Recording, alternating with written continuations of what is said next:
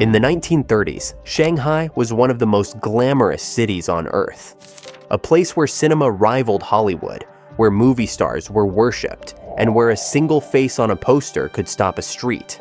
At the center of that world stood Gong Qiuxia, a woman once hailed as a screen goddess, a symbol of elegance, modernity, and cultural confidence in pre-war China. Her films filled theaters, her image defined an era, and then, almost completely, her name vanished. How does a superstar disappear without dying? This is not a story of artistic failure or fading relevance. It is a story of history intervening, of how war and politics can erase a human being more thoroughly than time ever could. When the Second Sino-Japanese War shattered Shanghai's golden age, cinema stopped being just entertainment and became a battlefield of loyalty, propaganda, and survival. In that chaos, artists were no longer judged by talent, but by perceived allegiance. Could an actress remain neutral when the world demanded sides? For Gong Qiuxia, there was no safe answer. What followed was not a public trial or a dramatic fall, but something colder, a political stain that quietly rewrote her legacy. She survived the era, but her career did not. Her films faded from circulation. Her name was removed from celebration. Her existence became inconvenient to the narrative of a new China. What happens when history decides you no longer deserve to be remembered? This video tells the story of a woman who once belonged to millions, then belonged to no one. Not because she lacked talent, but because she lived at the wrong intersection of art, war, and power. This is a forgotten tragedy, not of obscurity, but of deliberate forgetting, and a reminder that sometimes history's cruelest punishment is not death, but erasure. Before war, before politics, before history hardened into verdicts, Gong Qiuxia belonged to a city that believed in cinema as destiny. In the 1930s, Shanghai was not merely a place. It was an idea, modern, electric, unapologetically global. And its film industry was the clearest expression of that ambition. Studios expanded, theaters multiplied, and audiences treated movie stars as symbols of progress itself. Within this world, Gong Qiuxia rose quickly, not as a novelty, but as a standard. Her image carried elegance without fragility, confidence without provocation, and a distinctly urban sophistication that matched Shanghai's self-image as the Paris of the East. Posters bearing her face promised refinement as much as entertainment, and her performances anchored a cinema that sought legitimacy on an international stage. At a time when Chinese film was defining what it meant to be modern, she embodied the answer. Success followed in a way that felt permanent. Packed screenings, widespread recognition, and a public presence that extended beyond film into the cultural bloodstream of the city. Yet even at the height of this acclaim, something fragile lay beneath the surface. Shanghai's golden age was built on unstable ground, foreign concessions, political fractures, and a looming conflict that threatened to collapse the very structures enabling its glamour. What happens to stardom when the world that created it no longer exists? Gong Qiuxia's fame was inseparable from a moment in history that was already beginning to fracture, and her identity as a screen goddess was tied to a version of China that would soon be declared obsolete. The industry celebrated her as timeless, but the era that sustained her was anything but. Films were preserved unevenly, archives were fragile, and reputations depended less on documentation than on continued approval. When a culture moves forward by rewriting itself, yesterday's icons can become liabilities overnight. Even before the first bombs fell, the conditions for erasure were quietly forming. Fame without institutional protection, artistry without political insulation, and celebrity bound to a city standing at the edge of catastrophe.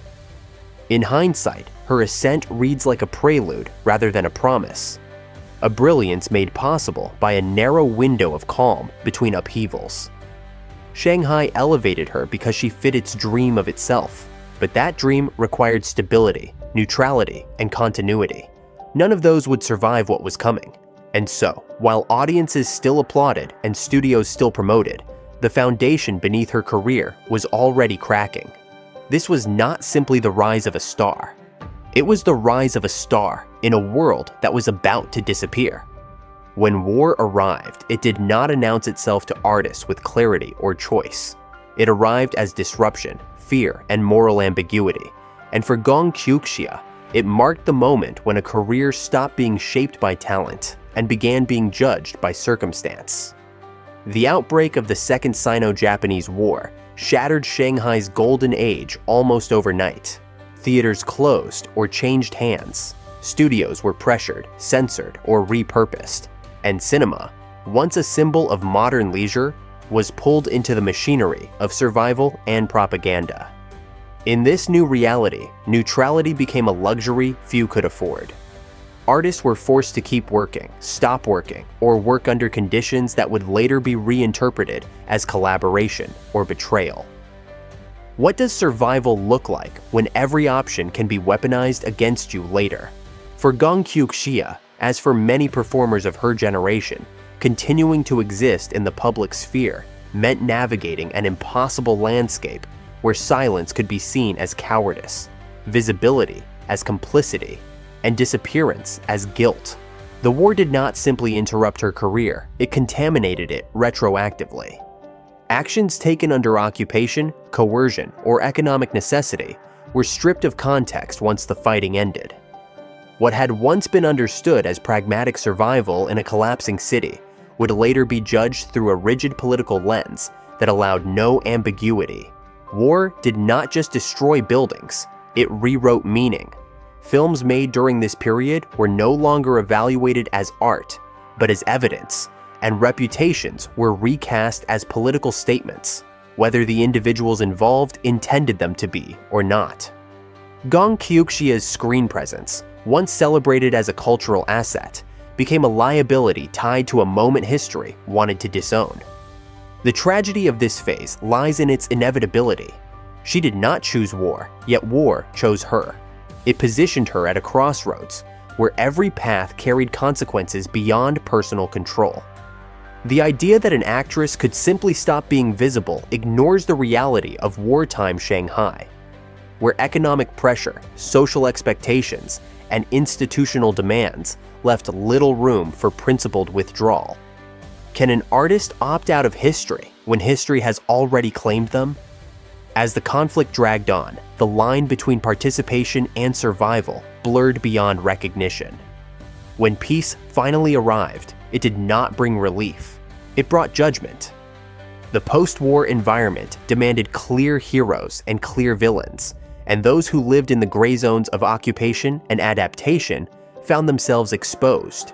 Gong Qiuxia's name, once associated with glamour and cultural pride, was now burdened by suspicion, not because of a single decisive act, but because war had transformed complexity into accusation. In this sense, the war did not merely end her stardom, it poisoned its memory. What followed would prove even harsher, a political climate unwilling to distinguish between intention and circumstance, and a historical narrative that required certain figures to disappear so that a new story could be told cleanly. After the fighting ended, the war did not loosen its grip on Gong Qiuxia. It changed its shape. In the aftermath, memory became a battlefield, and politics began sorting lives into categories that left no room for nuance. The question was no longer what an artist had done, but what they represented once a new order began to define legitimacy. In this climate, reputations were not reviewed, they were reassigned. For figures who had remained visible during occupation or upheaval, survival itself could be reframed as evidence. Labels hardened quickly, and once applied, they were almost impossible to remove. How does a person defend themselves against an accusation built from hindsight? For Gong Qiuxia, the shift was devastating. The qualities that once made her indispensable, visibility, recognition, cultural reach, now made her vulnerable. A famous name is easier to mark than a forgotten one, and the new political narrative required clarity, not complexity. Gray zones were intolerable. Context was inconvenient. The past was simplified until it fit the needs of the present. In that process, art lost its autonomy. Films were no longer performances, they were artifacts to be judged. Careers were no longer arcs, they were dossiers. Silence did not protect. Explanation did not redeem. The stain was not a legal verdict, but a social one, enforced through omission, exclusion, and quiet consensus. Invitations stopped, mentions disappeared, archives thinned. What happens when history decides that your existence complicates its message? Unlike a public trial, this kind of condemnation leaves no transcript to challenge. It works by repetition and absence, by allowing a name to fade until the fading itself seems justified. Gong Qiuxia's fall was not announced, it was normalized. The industry adjusted without her. Commentators stopped citing her. New stars rose to embody a redefined morality. Over time, the absence became proof. If she was no longer present, the reasoning went. Then she must have deserved it. This is how political memory operates at its most efficient. It converts uncertainty into certainty by erasing the subject. The tragedy here is not just personal, it is structural. In periods of consolidation, politics often seeks symbolic purification, and cultural figures are convenient vessels for that process. They are visible enough to matter, but powerless enough to be sacrificed. Gong Qiuxia became one such vessel, carrying a burden far heavier than any single decision she could have made. Can art survive when loyalty becomes the primary measure of worth? By the time the narrative settled, there was no place left for her to stand. To reappear would be to invite renewed suspicion. To speak would be to confirm attention the system had decided to withdraw. And so, the stain persisted, not because it was continuously enforced, but because it no longer needed enforcement. The machinery had done its work. What remained was a legacy rewritten into a cautionary absence. A once celebrated goddess transformed into a footnote that history preferred not to explain. By the time the political narrative settled, Gong Qiuxia was not imprisoned, executed, or publicly denounced. She was subjected to something far more absolute: erasure. In post-war China, the new order did not need dramatic punishment to eliminate inconvenient figures from cultural life. It relied instead on silence, omission, and the quiet rewriting of memory. Gong Qiuxia was still alive, still breathing, still present in the physical world. Yet, she ceased to exist in the public one. Her films were no longer screened. Her name was absent from retrospectives. Official histories of Shanghai cinema moved forward as if she had never stood at their center. How do you defend yourself when the charge is never spoken aloud? There was no trial to refute, no verdict to appeal, no clear accusation to answer. The absence itself became the punishment. This form of exclusion was especially effective because it left no visible scar for later generations to question. Unlike censorship that draws attention to what is hidden, erasure dissolves its subject so thoroughly that curiosity never forms. For Gong Qiuxia, survival meant adaptation to invisibility. To reassert herself publicly would have required confronting a system that had already decided her presence complicated its story. Silence became not an admission of guilt, but a strategy of endurance. What does it mean to live on when your identity has been removed from collective memory? The cruelty of this phase lies in its paradox. She had outlived the war, yet the peace offered her no restoration. She was spared the violence of history, only to be denied its recognition. While new cultural heroes were elevated to represent moral clarity, those associated with ambiguity were quietly archived. Gong Qiuxia's disappearance was not an accident of time. It was an administrative outcome of political consolidation. Her continued existence contradicted the simplicity the era demanded, so her memory was adjusted until it no longer interfered. In this sense, erasure proved more final than death. Death invites remembrance, erasure forbids it. As years passed, her absence hardened into fact, and fact into assumption. Few asked where she had gone, because official memory offered no gap to investigate. This is how history kills without bloodshed. Gong Qiuxia lived through it, bearing the unique burden of being both a survivor and a ghost, present enough to endure the consequences, but absent enough to be denied a place in the story that had once made her a star. What ultimately happened to Gong Qiuxia reveals a mechanism larger than any single life. History does not merely record, it selects. In 20th century China, especially in the aftermath of war and revolution, cultural memory became a political instrument, tasked with producing clarity where reality had been ambiguous. Artists were not judged only on what they created, but on whether their continued remembrance served the story the new era needed to tell. Who deserves to be remembered when a nation rebuilds itself through moral certainty? In that calculus, figures associated with complexity, compromise, or survival under occupation posed a problem.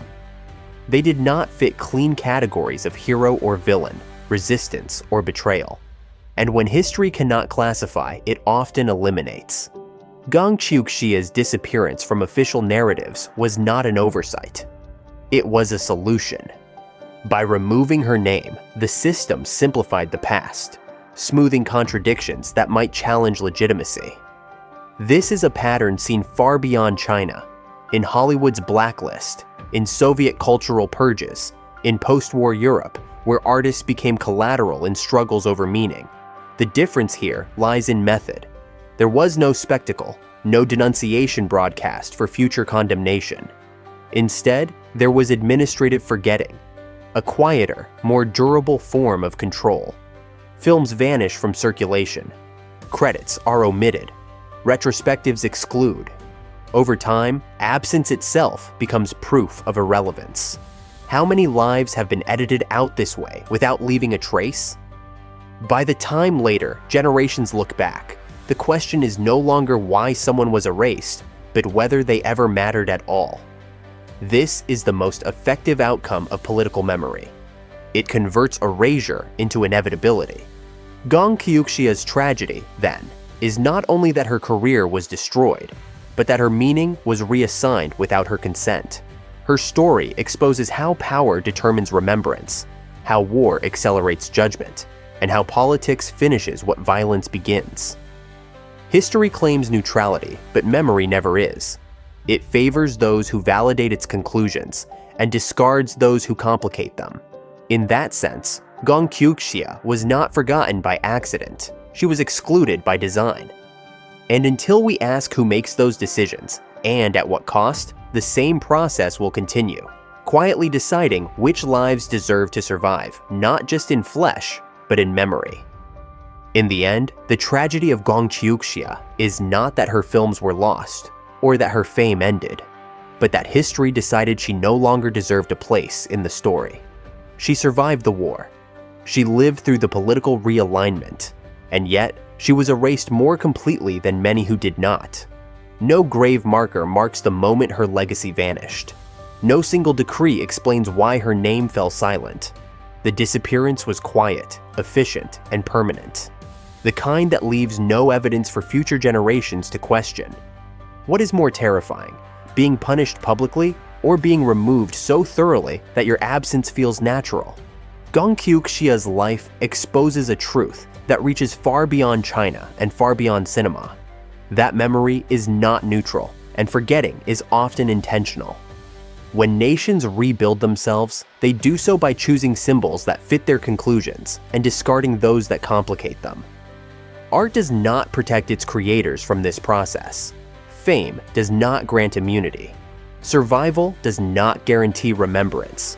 Her story forces an uncomfortable realization that talent can be real, success can be massive, and yet a life can still be edited out if it stands in the wrong place at the wrong time. How many others disappeared this way, without even a name left to recover? Remembering Gong Qiuxia today is not an act of nostalgia. It is an act of resistance against historical convenience. It challenges the idea that those who vanished must have deserved it, and it asks us to reconsider how many truths were buried simply because they were inconvenient. History may have chosen to forget her, but forgetting is not the same as erasing what happened. and as long as her story is told again, even once, the silence that replaced her is no longer complete.